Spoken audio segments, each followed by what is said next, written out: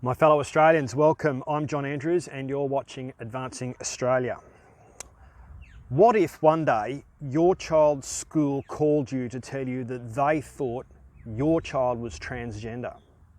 Well, if you live in certain states in Australia, you would be a criminal if you tried to argue otherwise or attempt to parent them in line with your faith and values. Also, what if I was to tell you that once a child has been set upon this course, there is no way to stop the process of sex change treatment?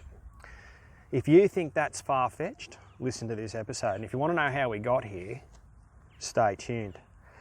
Before I get into that, I just want to say thank you. This is my second show, and I just want to thank you too for the messages of support that I've received.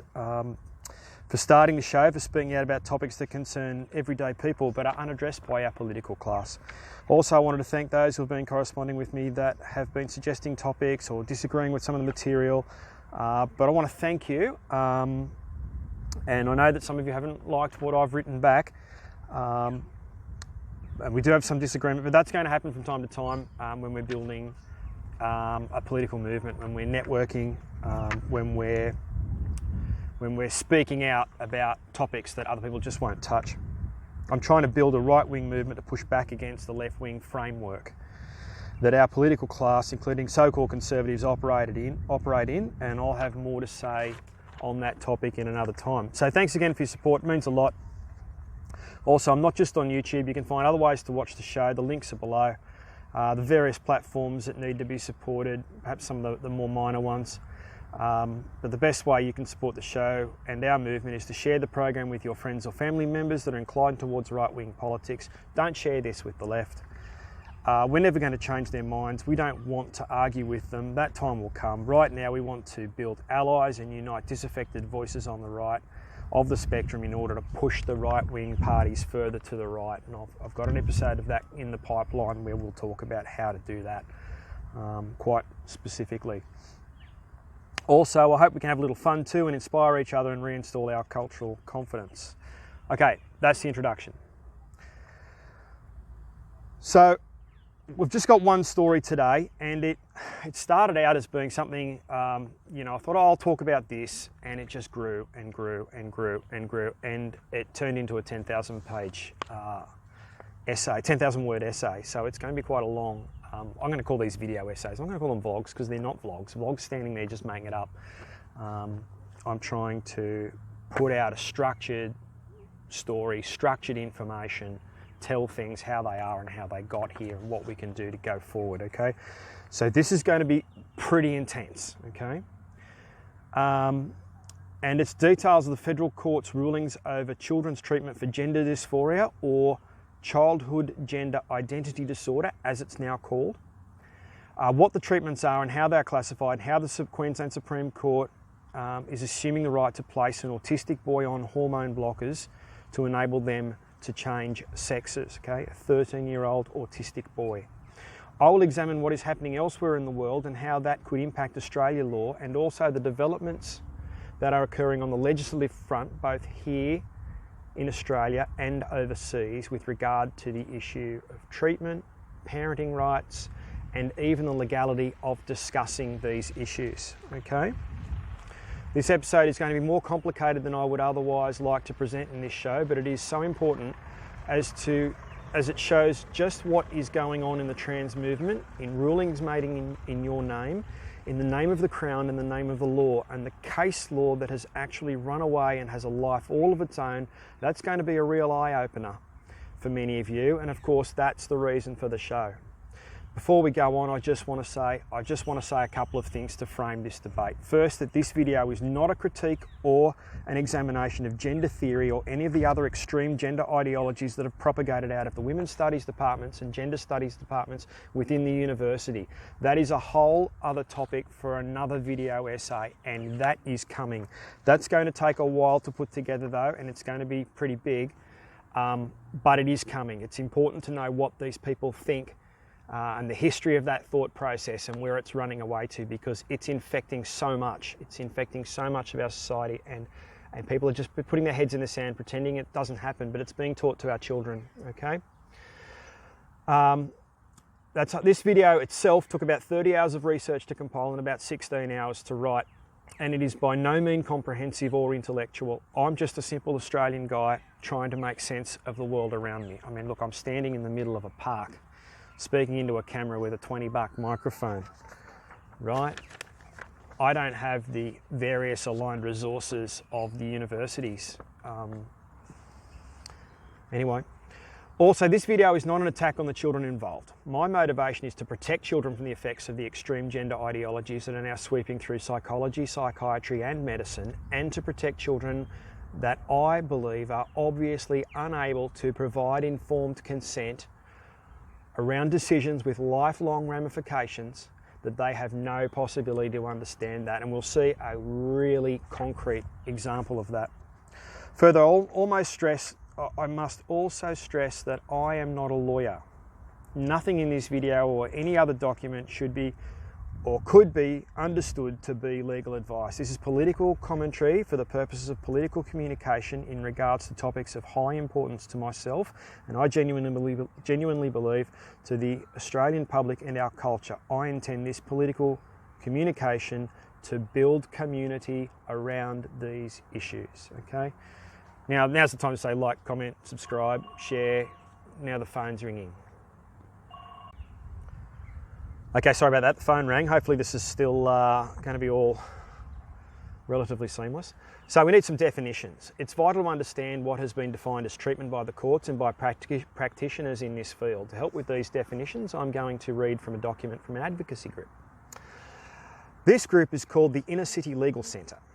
And it is important to talk about them because it speaks to the topics we touched on my first show and what I talked about with government. So we've got the Inner City Legal Centre annual report from 2020, and the report states, quote, "The Inner City Legal Centre continues to receive state and federal funding for its core services. Over the 2019-2020 financial year, the Centre received a total of $1.02 million of government funding from the Commonwealth Legal Services Program. Commonwealth Legal Services Program, including $799,000 from the New South Wales Government and $221,000 from Commonwealth Government." End quote. This document of theirs that I'm quoting from is designed as a resource for children in order to facilitate their sex changes, and it's paid for by the New South Wales and Commonwealth governments. Now, at the time of recording this, both the New South Wales and Commonwealth governments are conservative governments.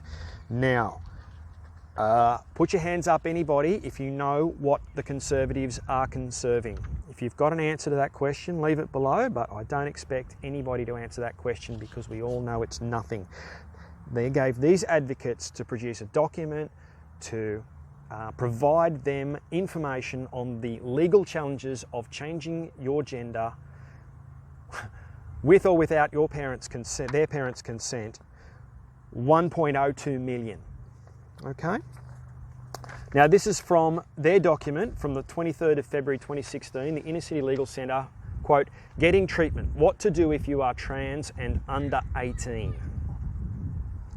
Stage 1, so these are the definitions, okay? So the reason I'm pulling up this document is because we want to know what the definitions are for the treatment, okay? As far as the practitioners and the legal community are concerned, okay? And the advocates are a great source for this because they're very specific, like I said. If a child's parents and so stage 1 treatment is blockers, okay? Blockers. If a child's parents and the treating medical team agree that the child should start on treatment to delay the onset or progression of puberty, there is no requirement for court involvement.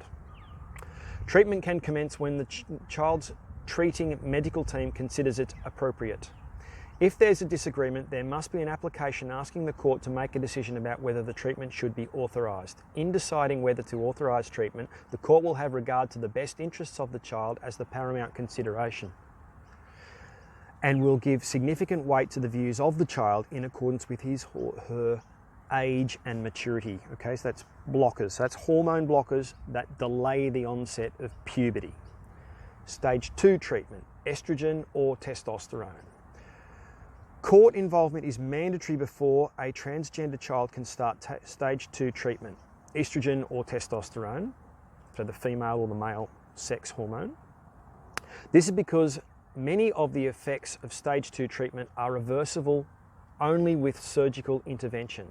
If there is any dispute between the child's parents and members of the treating medical team, then the court must consider whether the treatment should be authorised on the basis that it is in the best interests of the child. If there is no dispute, then the court must decide whether the child is competent to provide their consent to the treatment. Now there's a little asterisk in this document. It says an application for a declaration of competence will also ask in the alternative. In other words, as a plan B, that the court authorises the treatment on the basis that it is in the best interest of the child if the child is found not to be competent to the relevant standard. So the affirmation or the denying of treatment of the estrogen or the testosterone, of the cross-sex hormones, will depend on the best interest of the child, whether or not the child is competent to make that choice. A decision will be made for them, okay?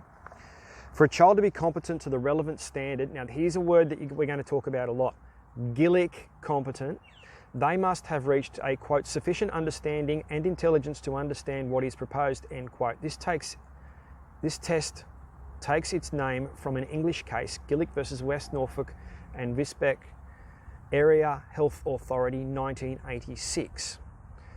And another asterisk here is, although that case relates to treatment of children under 16, Gillick has been applied to Australian law in relation to children under the age of 18, okay? So you'll notice there that that Gillick test comes from the UK, so we'll have a bit more to say about that. Whether the child is competent will generally depend on whether they are able to demonstrate that they understand the content of the treatment, its side effects, its negative risk, and the physical changes that it will cause, okay? That's the basis of the test for competency. Okay, so stage 3 treatment, now we move into surgery. Sorry, just going to have a little bit of a sip here. It's 30-something degrees.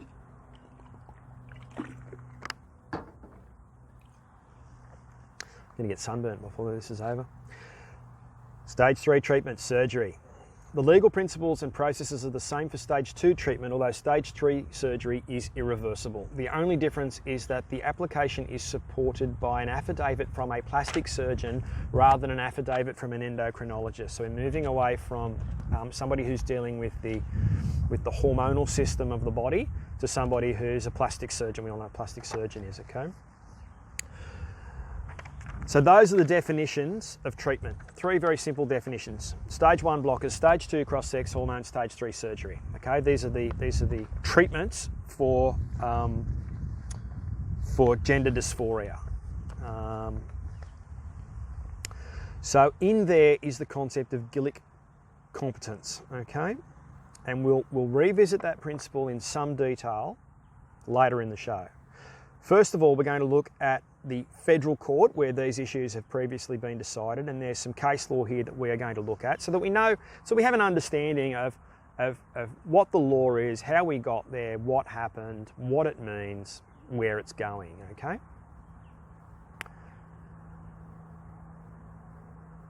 There's some case law here, and we're going to look at the Jamie case as it's known.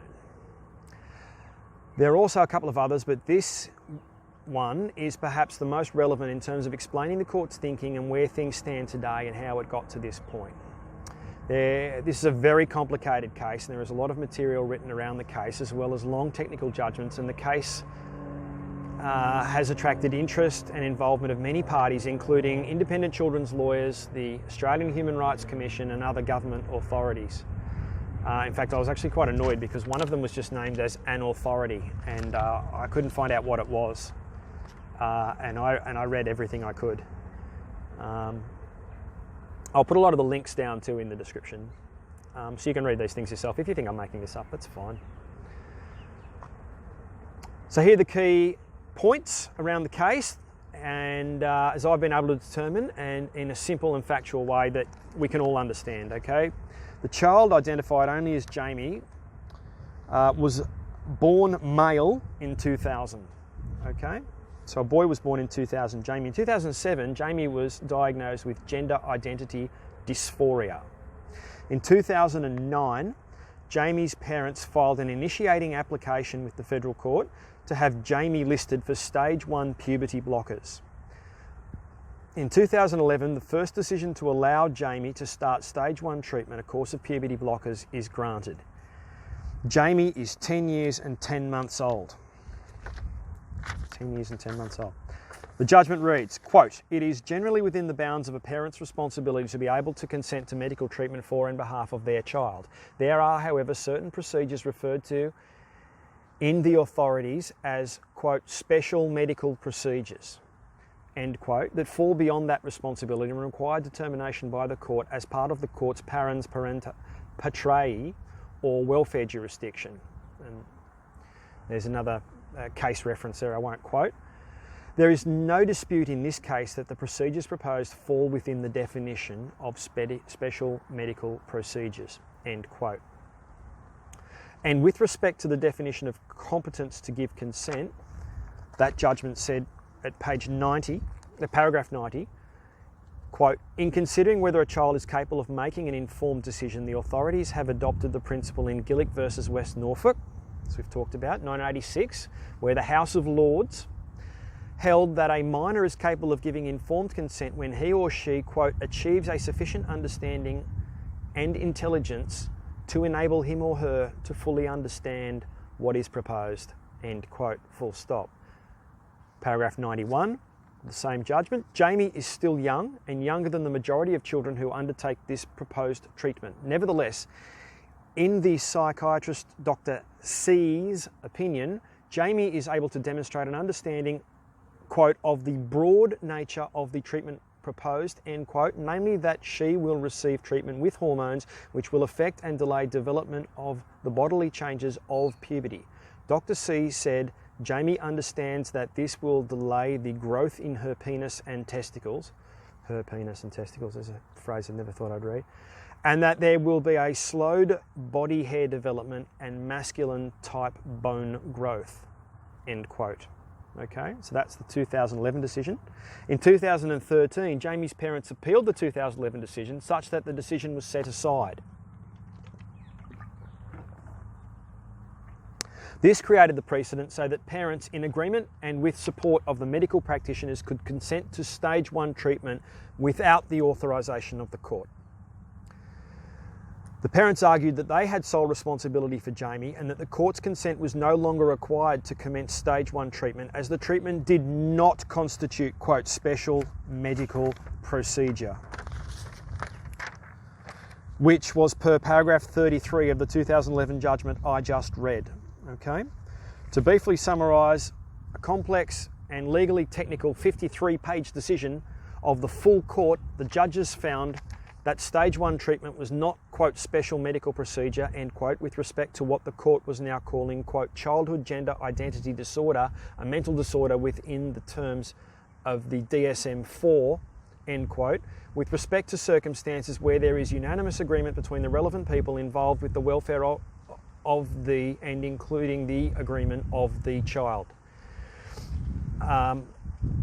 Now, DSM is the Diagnostic and Statistical Manual for Mental Disorders 5. Version 5 is the latest edition and has been so since 2013.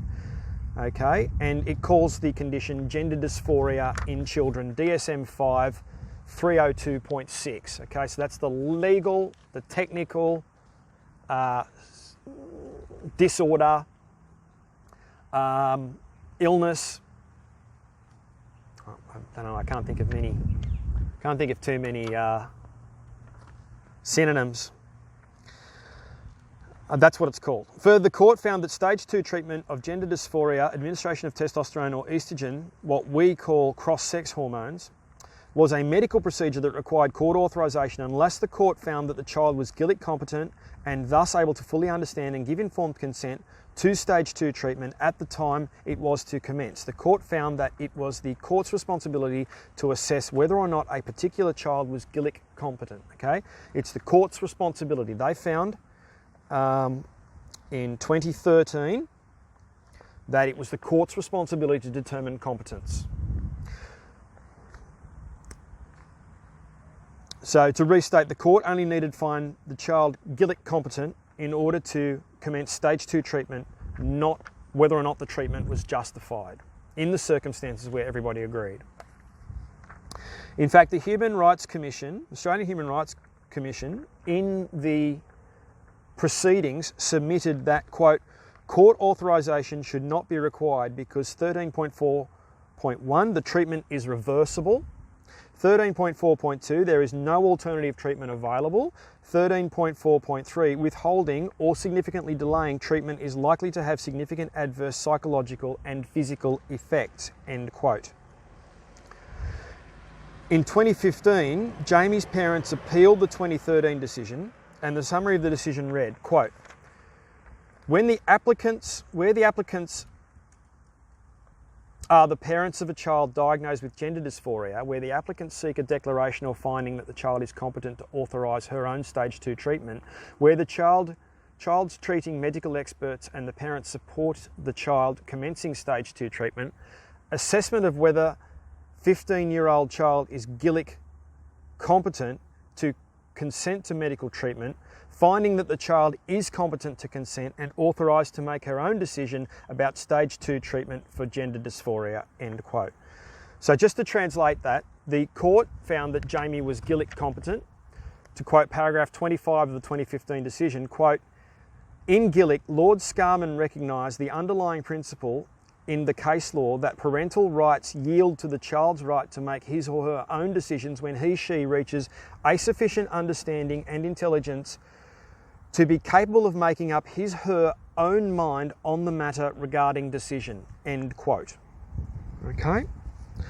So that's the timeline of events. This is the case that really opens up access to these radical treatments. The parents made an application to start hormone blockers on a 9-year-old, and that was granted when Jamie was 10 years and 10 months. Now that's a function of the processes and the time it takes for cases to move through the family court, to gather the evidence, to have a hearing, to render a judgment.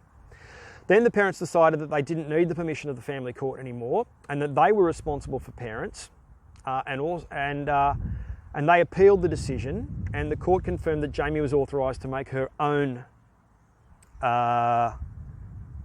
decisions in regard to treatment. So in 2011, the decision was whether or not this was, quote, a special medical procedure, and it was resolved that it was, and that the court authorised it. Then in 2013, it was determined that it wasn't, and it was an issue for parental consent. And then in 2015, it was not an issue of parental consent, but required the child's consent alone now that they were GILIC competent.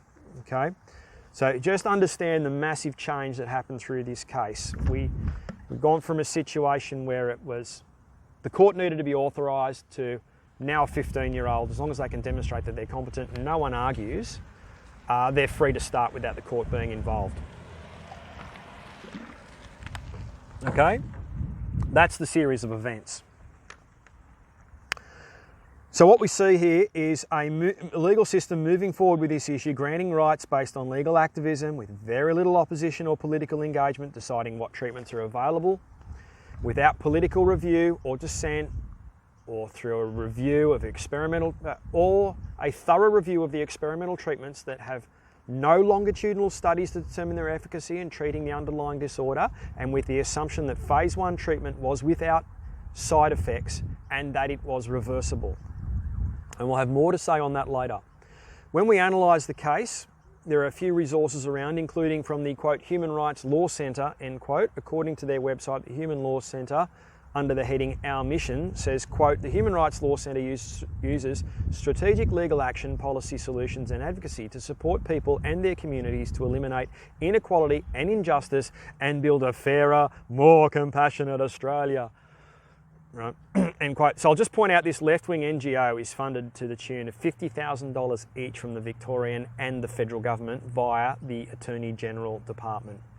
So here's another example of a conservative government funding our opponents. If you want to look up the activities of the Human Rights Law Centre, you ought to do that to see what your tax dollars are funding. You really should have a look. Okay, so this is the fundamental concept that holds all this together, the concept of GILIC competence. And the Human Rights Law Centre says, quote, the court to determine that the child is GILIC competent. The term GILIC refers to the English case of GILIC versus West Norfolk and Wisbeck Area Health Authority, 1986, later held by the High Court of Australia in, quote, Marion's case, end quote, to be applicable in Australia, where Lord Scarman held that the parental right to determine whether or not their minor child below the age of 16 will have medical treatment terminates if and when the child achieves a sufficient understanding and intelligence to enable him or her to fully understand what is proposed. Sorry, I'm getting out of shot there. Fully understand what is proposed, okay? So the parental rights end and the child's rights commence under this Gillick test that we inherited from England from 1986 from a House of Lords case, okay? That the parental rights terminate when the child achieves a sufficient understanding and intelligence to enable him or her to understand fully what is proposed. Okay, that's where we get the change of it. So this is a really, really important concept going forward in what's happening in trans law. Okay, it's getting warm. All right. In the Family Court's 2015 Jamie case, the court held its jurisdiction was justified under the following terms in the explanation of the judgment. Now, I've sort of included this because it's going to get interesting a little bit later when we look at Queensland. The application is brought under Part 7 of the Family Law Act 1975.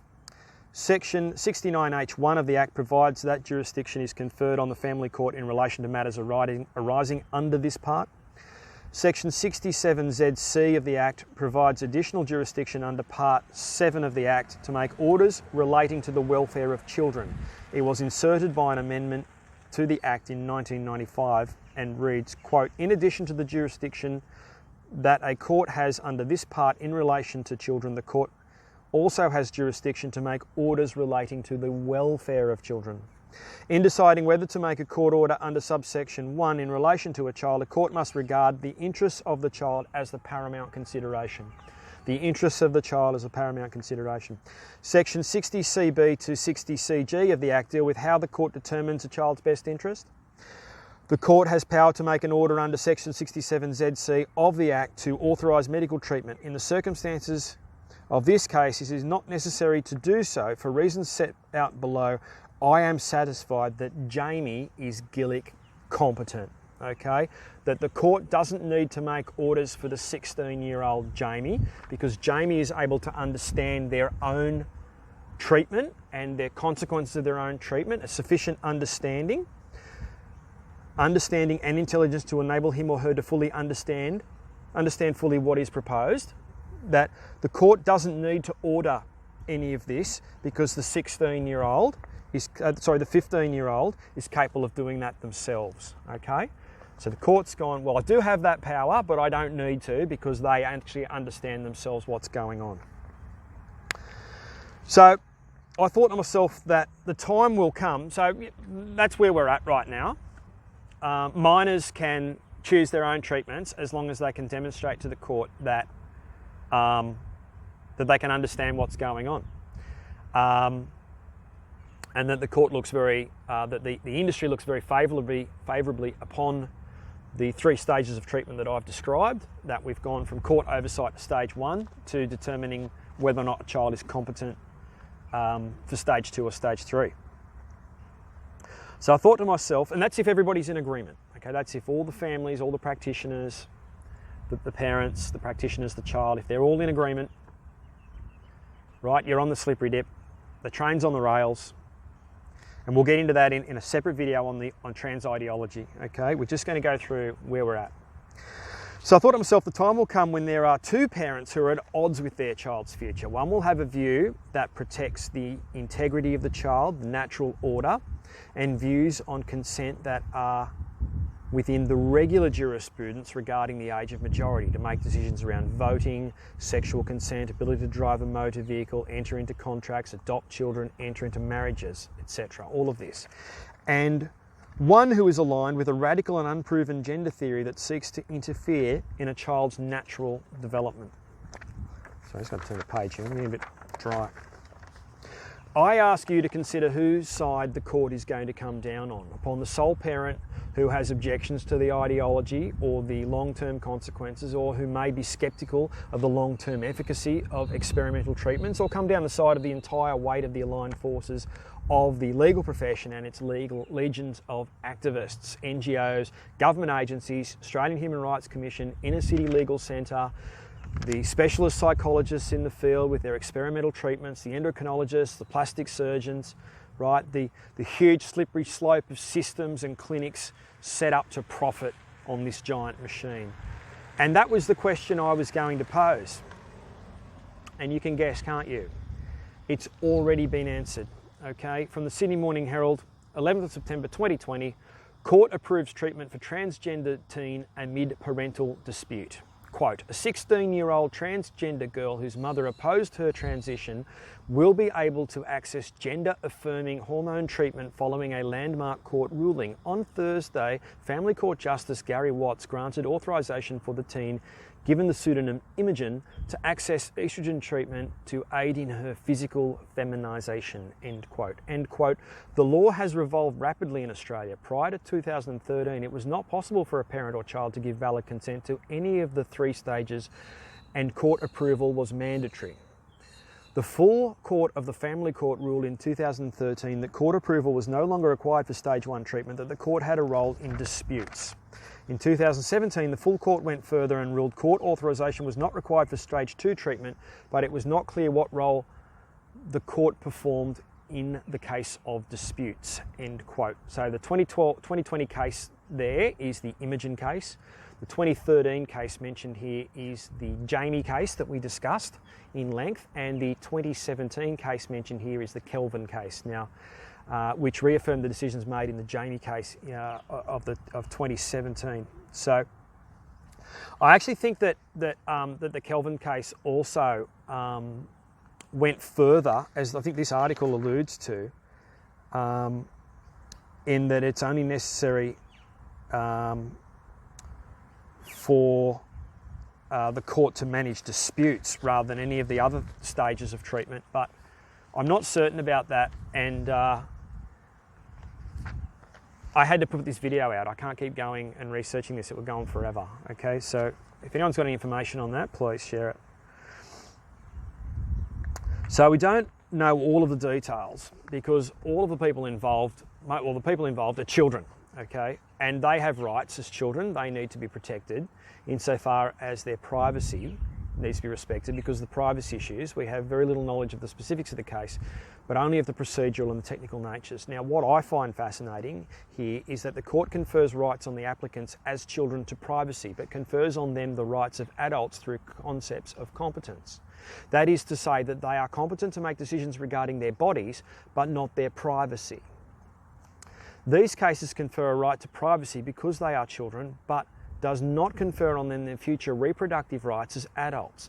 That is to say that they are competent to make decisions regarding their future ability to have children without any understanding of parenthood, but they are not able to make decisions on their privacy.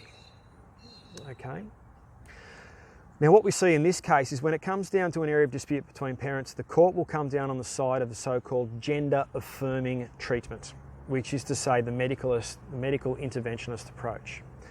Okay, so that's where things stand in Australia in the federal court. Okay, what you've seen is the politicians have abandoned the field, absolutely abandoned the field, and they have let this run riot, driven by activists through the courts, unchecked. Legislation in the federal parliament could solve this today. Okay, and we're going to talk about that.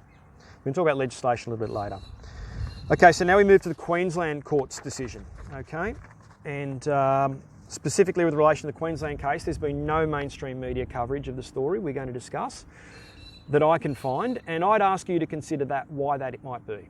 Okay, why might that be?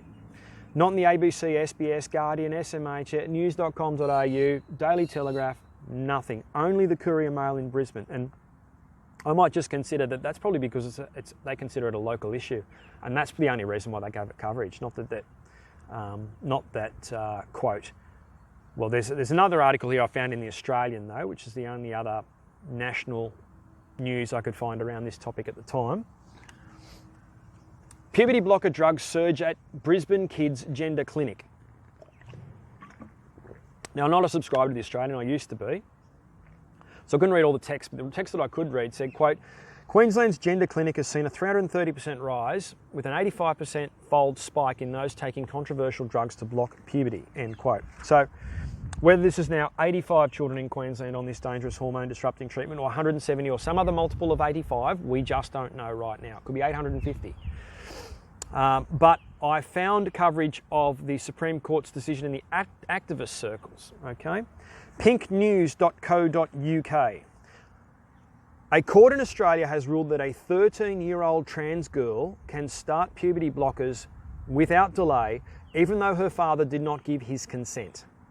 So this is Emmy Powers Morris, January 17, 2020. The article reads, quote, this is an activist publication, you've got to remember. The landmark ruling from the Supreme Court of Queensland allows the teen to seek gender-affirming treatment with her mother's permission rather than requiring consent from both parents or guardians. The ruling by Justice Anne Lyons is the first of its kind in Queensland, with decisions regarding treatment consent for children with gender dysphoria only made in the federal court in the past. End quote. You'll notice here too activist language like gender-affirming treatment, whereas I might refer to it as child mutilation. Okay, so what we're seeing is a movement away from the federal court that claimed jurisdiction on these issues to the Queensland Supreme Court. Now, this may be an issue, I don't know, to move these into state issues rather than into federal issues. So what are the specifics of the case? The case revolves around a boy dubbed A who identifies as a girl, whose father is no longer in their life, and their expressed desire to change sex at 13. Okay, remember this, 13 years old. From the ruling itself, we read on paragraph 7, quote, A has a diagnosis of autism spectrum disorder. And despite a history of school disruption, she is reportedly an above average student of around a B standard.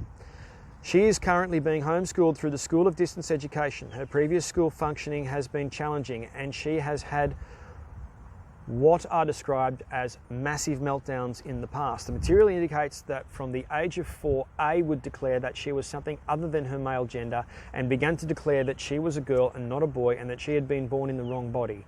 She is uncomfortable wearing boys' clothes and prefers girls' clothing, preferably in the colour pink. When she was at school, A had socially transitioned to a female uniform and used her chosen female name on the school roll and on her bus pass.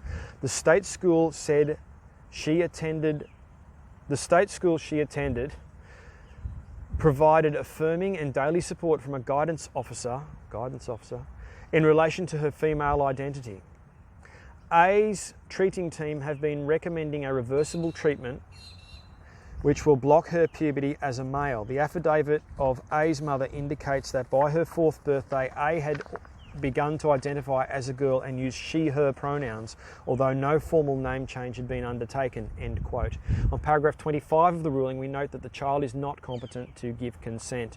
Quote, Dr. C notes the definition of capacity in the Guardianship Administration Act 2000 Queensland and the definition of Gillick competency, whilst she believes, quote, that A has the capacity to understand the information provided around the proposed treatment. She does not believe that A fully understands what is proposed and is not persuaded that she is currently Gillick competent. Dr. C notes that A is anxious to commence the treatment and wishes to prevent further progression of puberty.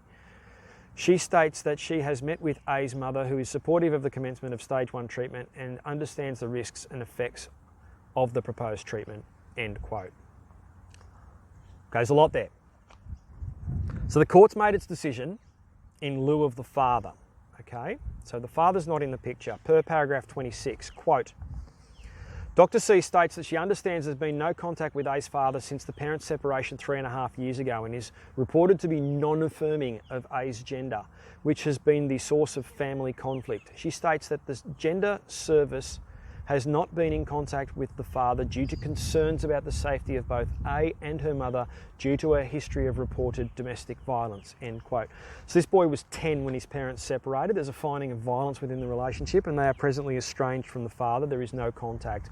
And so the state stepped into the situation as the father, in the role of the father, to support the decision of the mother to exercise legal responsibility over the child in terms of consent for stage 1 treatment as per the document we read earlier. Okay, that's the role of the state. Is that what we want of the role of our state? Okay, now Dr. C stated that the father had been non-affirming and that they didn't contact him because there was concerns of violence. I'd just ask you to consider what you hear today in the media about concerns of violence being used, the most hyperbolic claims made, personal safety. I was made to feel unsafe, unwelcome, about how that's used to justify all sorts of behaviour. And I mean, I would also point out too that in court, family violence, you're on the back foot, and that's why it's used as such a weapon in the family court. Okay, so the judgment also asked, the court also addressed the issue of jurisdiction during the ruling, because normally there's issues for the federal court. And in the judgment they wrote, quote, "Does this court have jurisdiction to grant the relief sought?" It asks itself. I added that.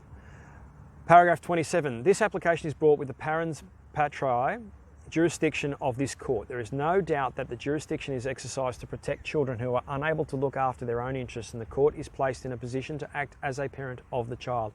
It must exercise its jurisdiction in the manner in which a wise, affectionate and careful parent would act for the welfare of a child," end quote. Well, I'll tell you what, I've got a very different definition to wise, affectionate and careful. So that's the Queensland case, okay? This is what drew my attention to all of these issues and led me on this 10,000 word journey, this video essay, a 13-year-old autistic child on puberty blockers with the aid of the state. The state being a key decision maker in that role. The question Conservatives must ask is this what we want the state to do? Is this the role for the state? And are we even actually having a serious conversation around this issue? Have we discussed this? I don't think so. So let's see now what's happening on the legislative front. What's happening in the states and territories on gender law? Queensland. We're in Queensland, so we'll stay there. The Brisbane Times. Gay conversion therapy set to be outlawed in Queensland this week. Lydia Lynch, August 11, 2020. Quote, "Gay conversion therapy is expected to be outlawed in Queensland this week when new laws pass state parliament. The legislation will stop health service providers using therapy that attempts to change or suppress a person's sexual orientation or gender identity." End quote.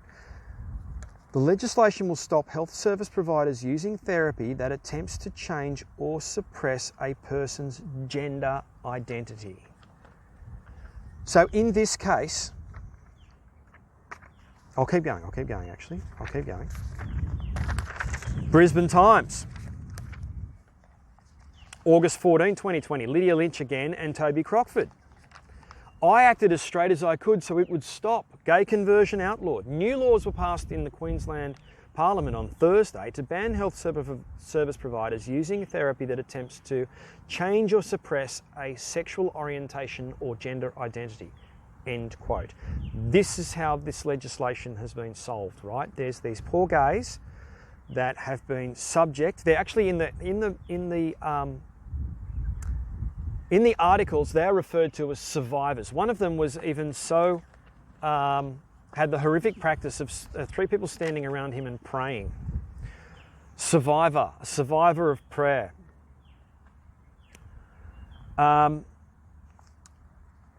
So I was just going to make another point. Yeah, the legislation will stop health service providers using therapy that attempts to change or suppress a person's gender identity. So let's look at the legislation. Health Legislation Amendment Bill 2019. 213F, meaning of gender conversion therapy. 1. Gender conversion therapy is a treatment or other practice that attempts to change or suppress a person's sexual orientation or gender identity. 2. Conversion therapy does not include a practice that assists a person undergoing gender transition, or assists a person undergoing a gender transition, or assists a person to express their gender identity, or provides acceptance, support and understanding of a person, facilitates a person's safety skill, social coping or social skills and identity exploration and development. Also, conversion therapy does not include a practice by a health service provider that, in the provider's reasonable professional judgment, is necessary to A, provide a health service in a manner that is safe and appropriate, or B, comply with the provider's legal or professional obligations. 213G, meaning of gender identity.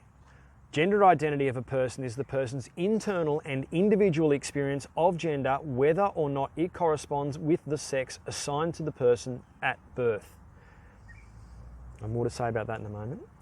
Without limiting subsection 1, the gender identity of a person includes A, the person's personal sense of the body, and B, if freely chosen, modification of the person's bodily appearance or functions by medication, surgery, surgical or other means, and C, other expressions of the person's gender, including name, dress, speech and behaviour. So the meaning of gender identity can include name, okay? Any practice that suppresses their name. 213H, prohibition of conversion therapy. 1, a person who is a health service provider must not perform conversion therapy on another person.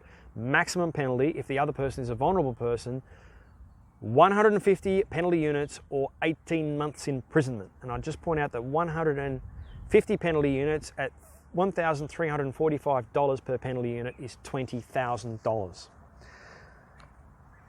Okay?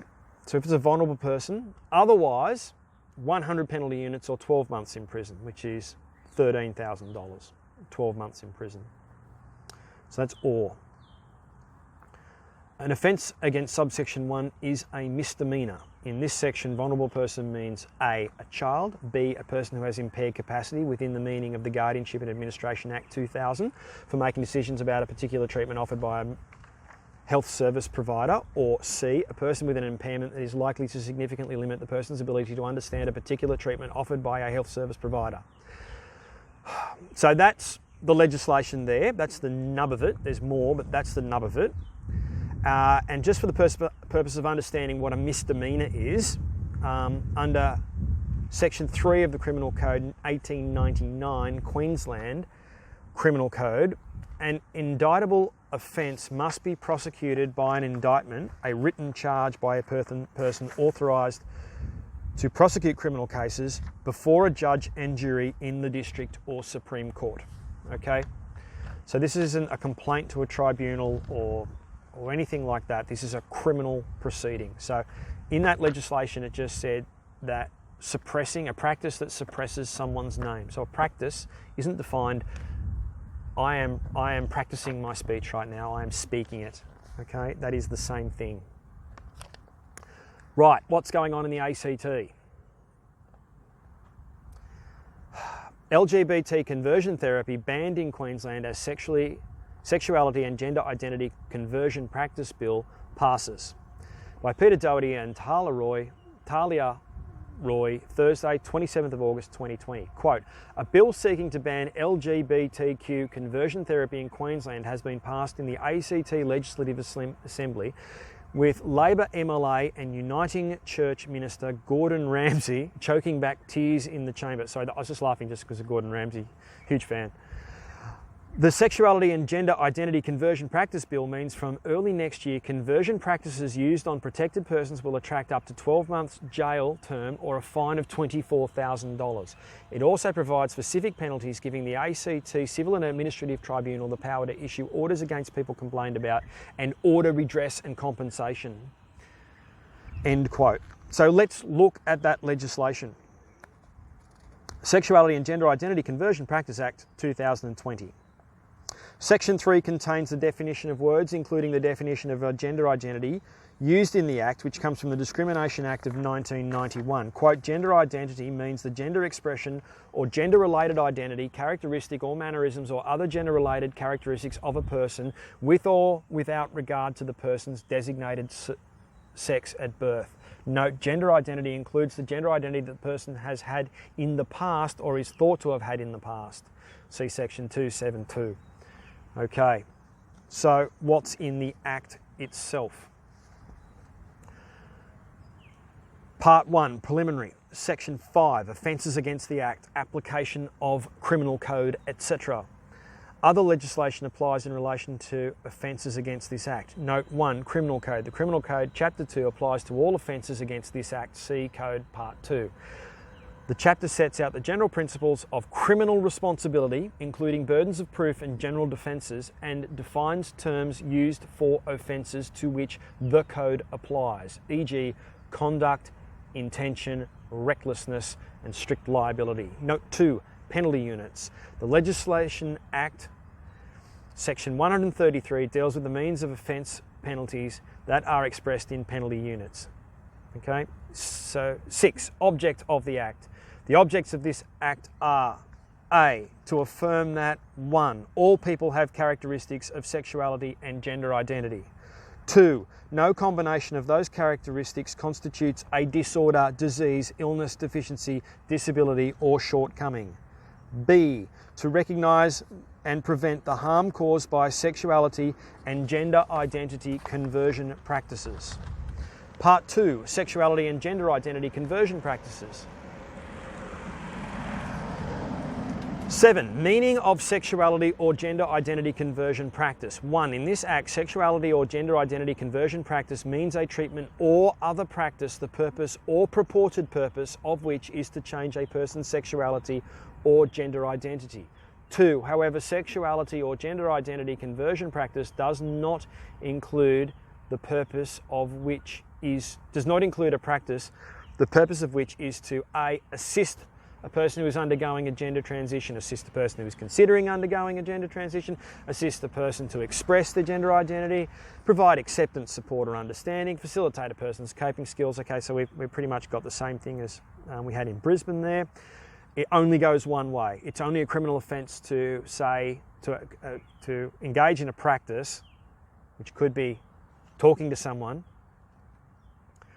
that is designed to stop them affirming or expressing their desired gender. Okay. 3. Also, sexuality or gender identity conversion practice does not include a practice by a health service provider if it is the provider's reasonable professional judgment is necessary to provide health services in a manner that's safe and appropriate, combined with professional legal standards. Okay. 8. Offence. Performing conversion practice on protected person. 1. A person commits an offence if the person performs a sexuality or gender identity conversion practice on another person, the recipient, and the recipient is a protected person. Maximum penalty, 150 penalty units, imprisonment for 12 months, or both. And 150 penalty units at $160 a unit at the time of recording is $24,000, or 12 months jail, or both. A person commits an offence against subsection 1, whether or not the recipient or a parent or guardian of the recipient consented to the practice. Also, if they are a parent or guardian, I might point out. 9. Offence, removing protected person from the Australian Capital Territory for conversion practice. A person commits an offence if A, the person removes another person, the recipient, from the ACT, B, the recipient is a protected person, C, the removal is for the purpose of a sexuality or gender identity conversion practice being performed on the recipient. Okay, and again, 150 penalty units, 12 months jail, or both. Okay. Now, the ACT is the size of a postage stamp, and the practice can include, but is not limited to, prayer. It could include counselling your child about how you want them to live their life. So the ACT, which is the size of a postage stamp, if you go camping or if you go to a friend's house or you go to a relative's house and they talk to you, your relative talks to a child, a relative talks to a child about these issues and expresses a view contrary to an affirmative stance, and then the family goes back home, well, that parent has committed an offence by transporting them across the territory line, and that other person having a conversation with them that is punishable by penalty of 150 units or 12 months in jail. So having a conversation in your family setting, and you drive the car outside the ACT to do that, you're looking at potentially at 12 months jail. Right? That's not an exaggeration. So what I found too actually most hilarious about this whole act, and it's only black humour at this point, is one of the points in this legislation. The objects of the act are A, to affirm, 2, no combination of these characteristics constitutes a disorder, disease, illness, deficiency, disability or shortcoming. And yet, DSM-5 standard for gender dysphoria in children is essentially all of these hormone treatments and all this affirming therapy is to counteract this disorder. That the legislation is not a disorder. It says it's not a disorder. So if the legislation says it's not a disorder, why is there treatment required?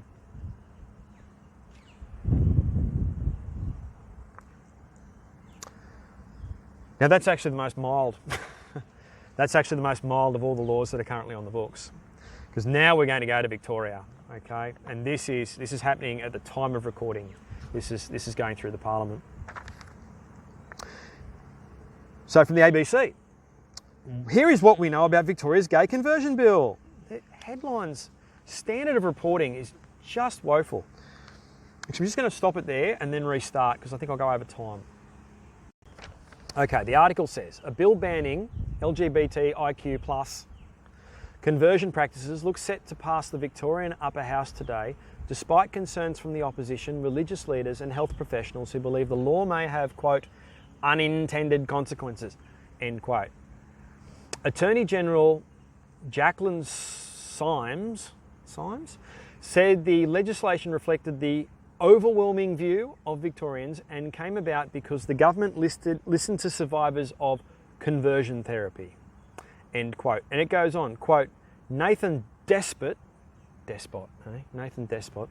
is a survivor of 10 years of conversion practices and a steering committee member at the Brave Network, a support group for LGBTIQ+ people of faith. He said the bill was one of the most thorough he had seen in LGBTQI+ legislation. Quote, it is precise and nuanced. It targets harm where it occurs. It does not stop conversations, end quote, he said. End quote. Further, quote, some medical professionals, including the Australian Medical Association, the Royal Australian and New Zealand College of Psychiatrists, are also concerned the bill will have unintended consequences. The RANZCP, so it's the psychiatrist chair, Kerry Rubin, stressed it was, quote, strongly in favour, end quote, of the bill, but it was worried that the wording was not specific enough. Quote, the wording of the bill is so vague that current evidence-based exploratory style treatments could be drawn into this and viewed as a conversion practice, Dr. Rubin said. Often these things don't get clarified until there are test cases. My concern is for many practitioners that will mean they don't want to be a test case, so they'll say, look, I'm not actually going to work with this group of people because I'm too concerned about the potential ambiguities, end quote. Okay? There's a few things in that. I don't know if it's sort of worth touching on them. We're sort of going really, really on here, and we've still got a lot to go. It's this incredible area of law and policy, and it's happening in the dark.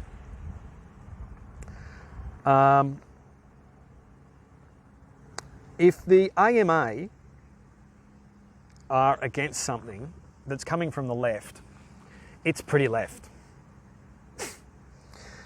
I really think that's all there is to say on that. So what is the law? Okay. Change or suppression, brackets, conversion, close brackets, Practices Prohibition Bill 2020, Part 1, Preliminary.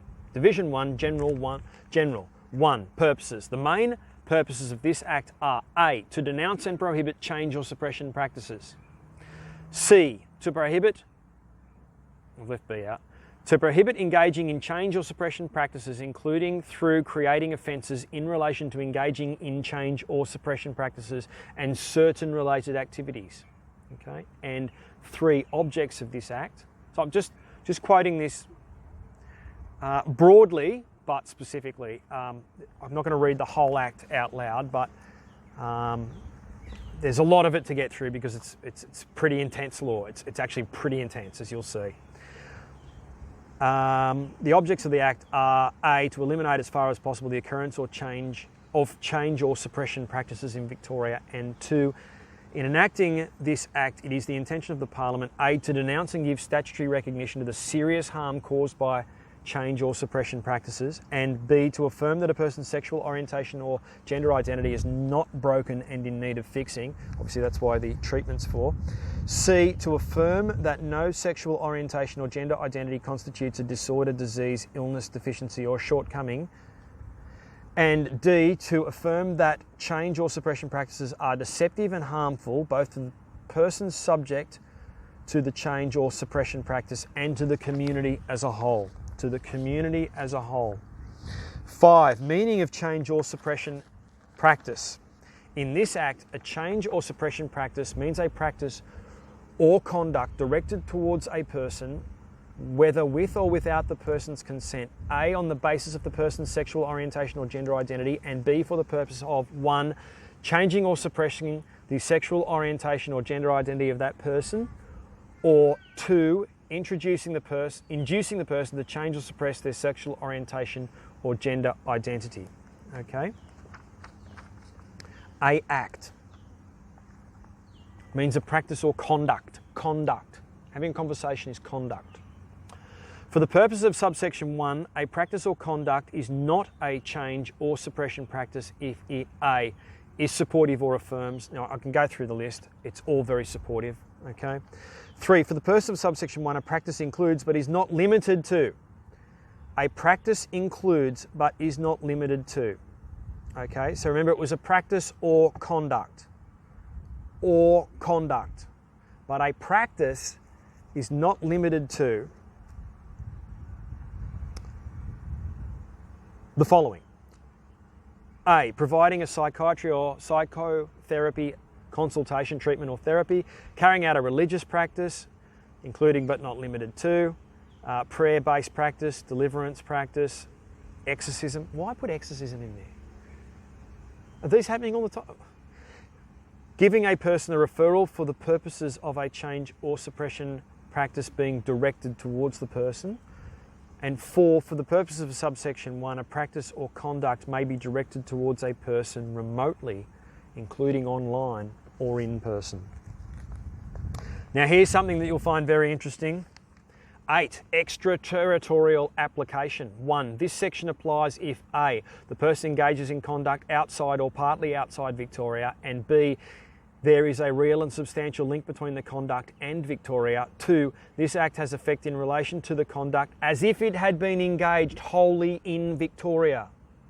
3. For the purposes of subsection 1, there is a real and substantial link with Victoria if A. a significant part of the conduct occurs in Victoria, or B. the conduct occurred wholly outside Victoria, but the effects of the conduct occurred wholly or partly in Victoria.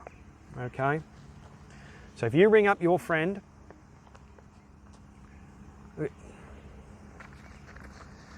how does the Act deal with injury and what are the punishments? Injury has the same meaning as in Section 15 of the Crimes Act 1958. Section 15, definition of injury, substituted by number 6/2013, Section 2A. Injury, we don't need all that. Injury means a physical injury or harm to mental health, whether temporary or permanent. Section 15 defines harm to mental health as including psychological harm, but does not include an emotional reaction such as distress, grief, fear, or anger, unless it results in psychological harm. Now, there is no definition for psychological harm. in that act. Serious injury means an injury, including cumulative effect of more than one injury, that A, endangers life or is substantial and protracted. 2, offences relating to change or suppression practices. Offences. 10, offence of engaging in one or more change or suppression practice that cause serious injury. Remember, serious injury means harm to mental health, including stress, grief, or fear. Oh, it does not mean that unless it results in psychological harm, which is not defined. A person commits offence if A, intentionally engages in a change or suppression practice directed towards another person, and B, the change or suppression practice caused the injury to B, and A, is negligent as to whether engaging in the change or suppression practice will cause serious injury to B. The maximum penalty level for a level 5 offence is 10 years in prison, or a level 5 fine, 1,200 maximum penalty units, or both. So just to give you some context, that's 10 years jail, $198,264, or both, okay? And if you ring up your friend and you have a chat to them and you say something they don't like, $198,264, 10 years in jail. 11, offence of engaging in one or more change or suppression practices that cause injury. A person A commits an offence if intentionally engages in a change or suppression practice towards another person B, and the change or suppression practice causes injury to B, and A is negligent as to whether engaging in the change or suppression practice that will cause injury to B.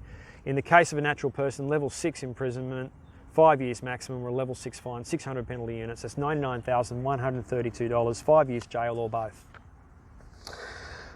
Okay, that was a lot to get to. Those are the legislative responses in Australia to the rapid growth in trans identification and treatment. Okay, so there are 3 different state jurisdictions and we have the federal jurisdiction. What does this mean? What does this mean? If your child shows even the most mildest inclination towards the interests or behaviours of the opposite sex, the schools and the counsellors and the medical industry will become involved in that. And if you try and dissuade your child from that course, you will be engaging in criminal behaviour. Once you are criminally negligent towards your child, it's not a huge leap to expect that you will lose contact with your child, or at the very least lose your parental rights or parental responsibilities in regard to your child or children, and that you may see your spouse under terror of also losing her child or their child in a situation where they are forced to agree with the state and the state's practitioners by entering your child into these very new and experimental hormone therapies and surgeries, and there will be nothing you can do about it. If you think I'm joking, we saw the 2020 case where the mother disagreed and the court allowed the treatment. And then at the end of 2019, we saw the Texas case. We had the parents going through a divorce there, and the state sided with the radical gender theorists, despite video footage on social media that I'm sure many of you saw of the boy saying that he was a boy and he wanted to stay a boy. Okay? When a case like this comes to a state, with these laws, you're going to keep your mouth shut or be a criminal, even if you are not found guilty. Okay, if you go through one of these processes and you're not found guilty, you need the hundreds of thousands of dollars available to defend yourself. Okay, the process is the punishment. Not only that, psychiatrists have concerns such that they won't even treat people with these severe medical disorders that the laws say aren't medical disorders, for fear of prosecution under these laws. Okay. Remember earlier this topic I mentioned the precedent and law that provided the justification for the federal court to intervene in affirming sex reassignment treatments, that the court need only find that the child consent in those circumstances, and that concept was Gillick competence. And again, I'll quote, the term Gillick refers to the English case of Gillick versus West Norfolk and Westpac Area Health Authority 1986, later held by the High Court in Australia in the Marion case to be applicable in Australia, where Lord Scarman held that the parental right to determine whether or not their minor child below the age of 16 will have sufficient medical treatment terminates if and when the child achieves a sufficient understanding and intelligence to enable him or her to understand fully what is proposed. So in Australia, we've been applying that test to children under the age of 18, and in England it's been children under the age of 16. But we've inherited that through English common law, okay? So the parents' involvement is not required for their consent when the child is judged to be Gillick competent, okay? Now we move on to the Tavistock decision, okay? And we're going to read from bbc.com here. Puberty blockers. Under 16s unlikely to be able to give informed consent. 1st of December 2020. Quote, children under 16 with gender dysphoria unlikely to be able to give informed consent to undergo treatment with puberty blocking drugs, 3 High Court judges have ruled. The case was brought against Tavistock and Portman National Health Service Trust, which said it was, quote, disappointed but immediately suspended such referrals for under 16s. The NHS said it welcomed the clarity the ruling would bring. Ms Bell, 23, from Cambridge, had been referred to the Tavistock Centre, which runs the UK's only gender identity development service, as a teenager and was prescribed puberty blockers aged 16. She argued the clinic should have challenged her more over her decision to transition to a male as a teenager.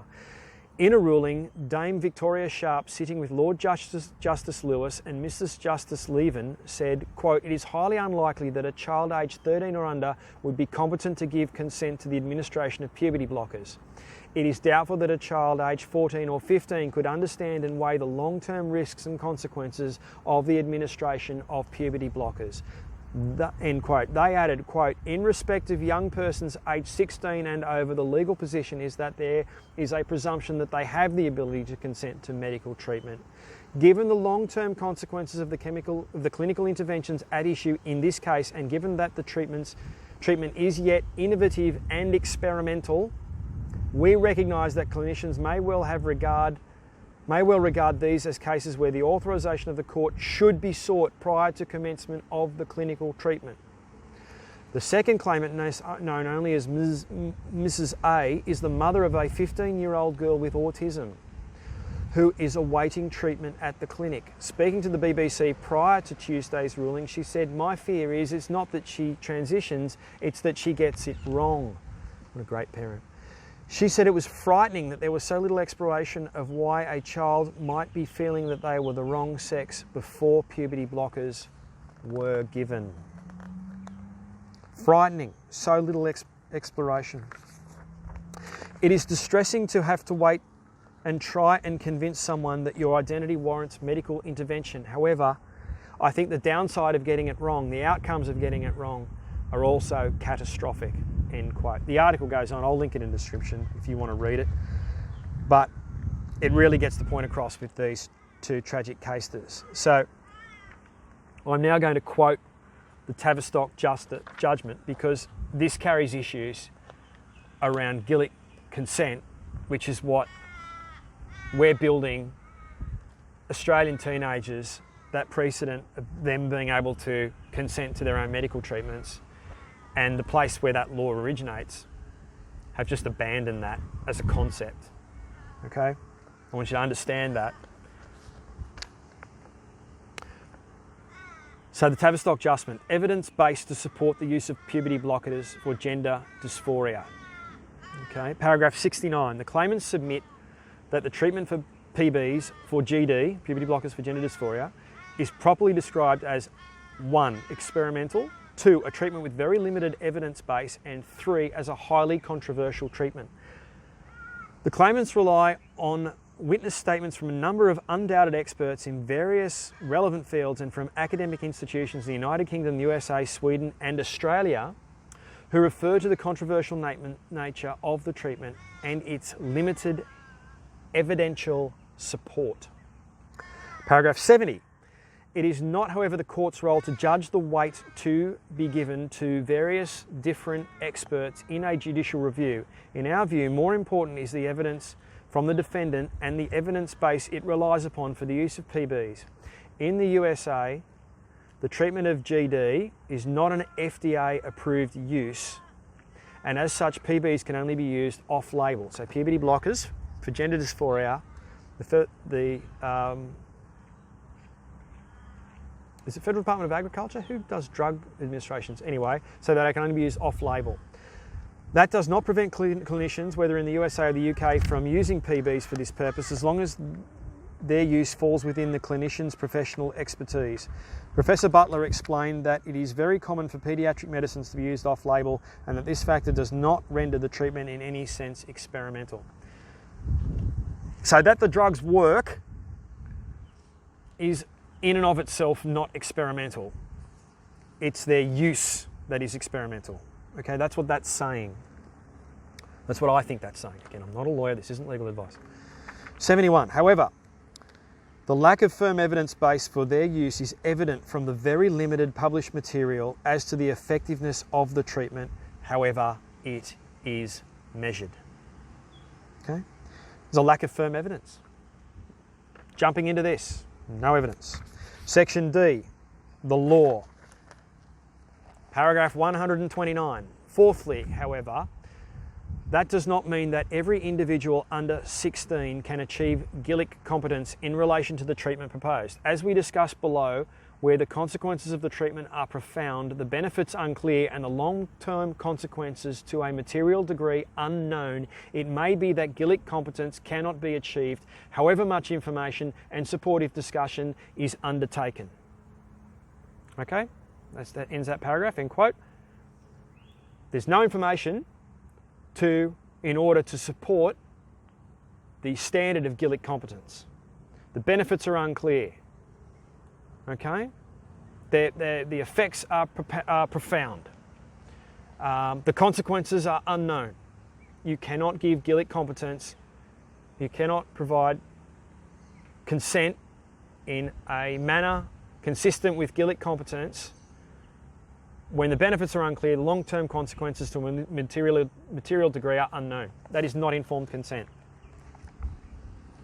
Regardless of your age, I'd submit that's not consent. Section E, it's not ethical. Section E, conclusions, paragraph 139. It will obviously be difficult for a child under 16 to understand and weigh up such information. Although a child may understand the concept of the loss of fertility, for example, this is not the same as understanding how this will affect their adult life. A child's attitude to having biological children and their understanding of what that really means is likely to change between childhood and adulthood. For many children, certainly younger children, and some as young as 10 and just entering puberty, it will not be possible to conceptualise what not being able to give birth to children or conceive children with their own sperm would mean in adult life. Similarly, the meaning of sexual fulfilment and what the implications of a treatment may be for this in the future will be impossible for many children to comprehend. End quote. Paragraph 143, quote.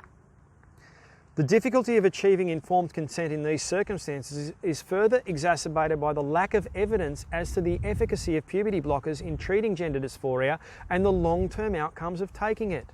We entirely accept that the fact that a treatment is experimental or that the long-term outcomes are yet unknown does not of itself prevent informed consent being given. However, no experimental treatment could ever be consented to. No experimental treatment could ever be consented to. Otherwise, that's right. We entirely accept that the fact that a treatment is experimental or that the long-term outcomes are not yet known does not of itself prevent informed consent being given. Otherwise, no experimental treatment would ever be consented to. Okay?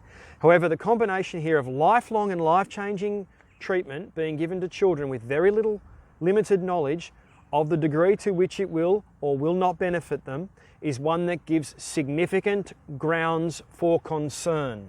End quote. So the main point here and in this finding is the concept of Gillick competence to the consent, and that's the fundamental foundation for which a lot of these decisions have been made here in Australia.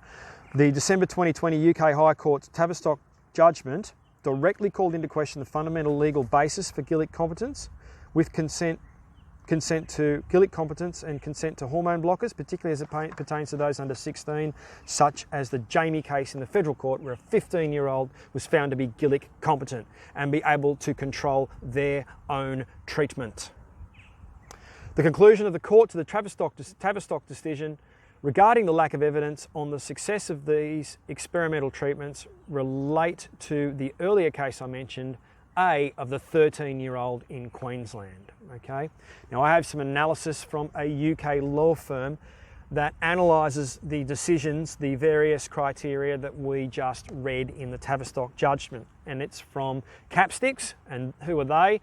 Quote, we represent clients from a diverse range of organisations, both public and private sectors, which include all forms of NHS, National Health Service, organisations, government and regulatory bodies, local authorities, social housing and registered providers, insurers, defence organisations, on and on and on. Okay?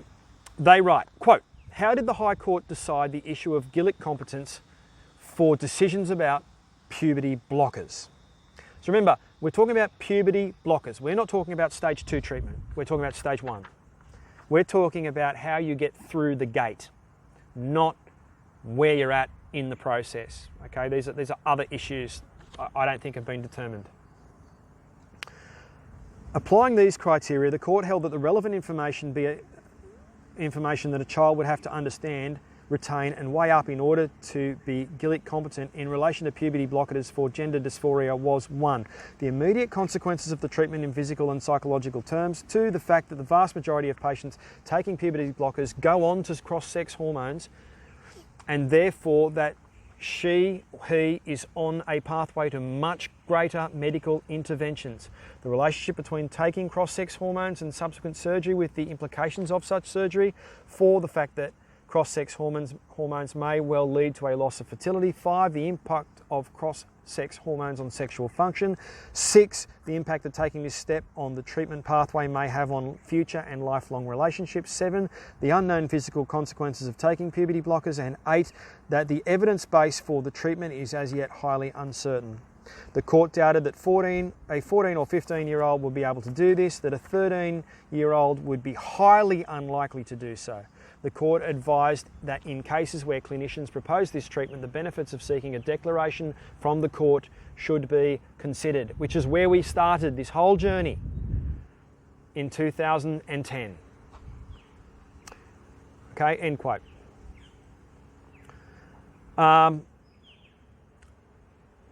I mean, what does a child know about parenthood, about sexual reproduction, about sexuality, about the joy of having a fulfilling and loving sexual relationship within a family environment with an intimate partner? A child can have no idea of those sort of things, and they cannot consent to destroy that, the potential for that possibility to ever occur. Okay? It's insane. It's absolutely insane. But I've got another article here from Pink News.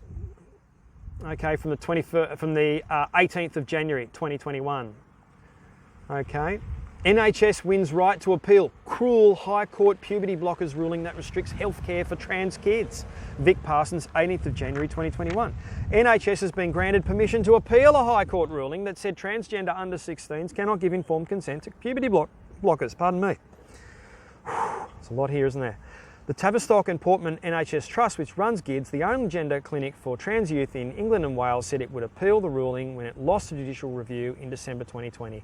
The Tavistock appeal has now been granted. It was confirmed Monday, and it will be heard before the 22nd of March 2022, end quote. So the Tavistock decision is going to be subject for appeal. It's not over yet, but I would encourage you to say that a brick has fallen out of the wall, okay? I hope you can hear me with this wind. If I have to re-record this, so I just want to talk a little bit about the conclusion. I won't spend too long on this, but then we've just got another couple of pages because there's hope. Okay, there's hope. We've got some legislative hope. Okay, gender affirming. Okay, which affirms a chosen gender or gender expression or identity. Okay, you notice that language. And then assigned gender. People talk about assigned gender.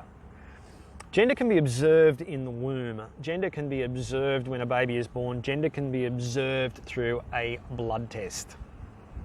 And also, I hate the term gender. It's sex. I'm a male. That's my sex. I'm a male.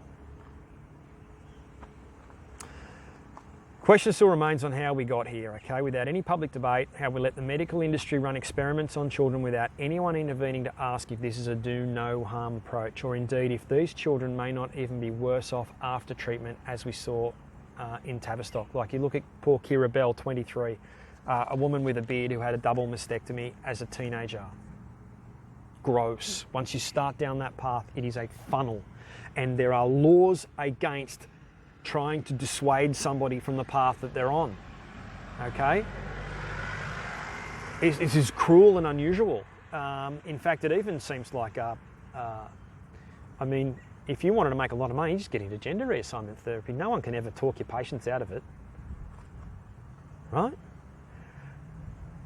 The Tavistock decision shows that the long-term consequences for experimental treatments are unknown. We are creating a culture of silence, with state parliaments imposing criminal sanctions on discussing the issue. Victoria being the worst, with legislation proposed to reach beyond the state's borders. Judges and rulings are proceeding along this presupposition that stage 1 and stage 2 treatments are wholly or partially reversible and dependent upon surgery to reverse in the case of men developing breasts. It can't be reversed without a reconstruction of a woman, though, who has a mastectomy.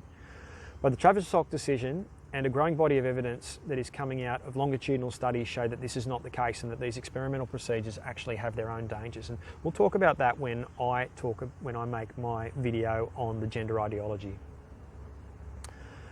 We can see now that once a child receives a diagnosis, a sort of railroading or pipelining occurs. They're putting on track to surgery with little challenge, to the point that states have deemed that illegal, except for within a clinical setting. So it's actually illegal within a family setting as well.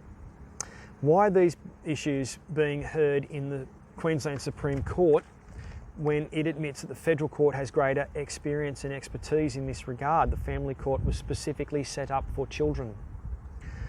These issues have now been decided by the courts, absent political leaderships, and now the states have criminalised discussing the issues, so further developments on the legal front will remain solely the purview of the courts. So there's no political involvement here about what's right and what's wrong. But there's hope, okay? I don't want to black pill you with all of this.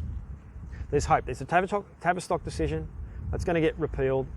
There should be room for action to appeal some of these other decisions based on the overturning of the concept of Gillick in the country from whom we inherited that part of law.